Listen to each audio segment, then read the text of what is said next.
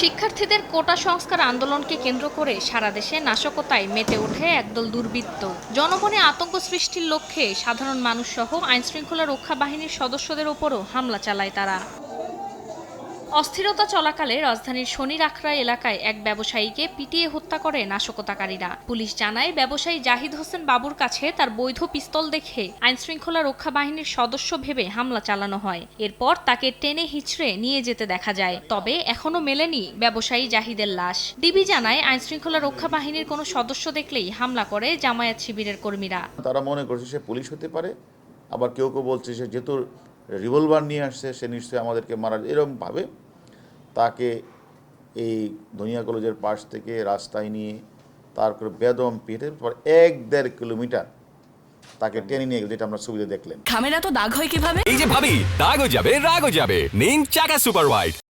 এই ঘটনায় শুক্রবার 5 জনকে গ্রেফতার করেছে ঢাকা মহানগর গোয়েন্দা পুলিশ। সরকারি স্থাপনা সহ পুলিশ ও আইনশৃঙ্খলা রক্ষা বাহিনীর উপর যারা হামলা করেছে একে একে সবাইকে আইনের আওতায় আনার হুঁশিয়ারি দেন ঢাকা মহানগর গোয়েন্দা পুলিশের অতিরিক্ত কমিশনার।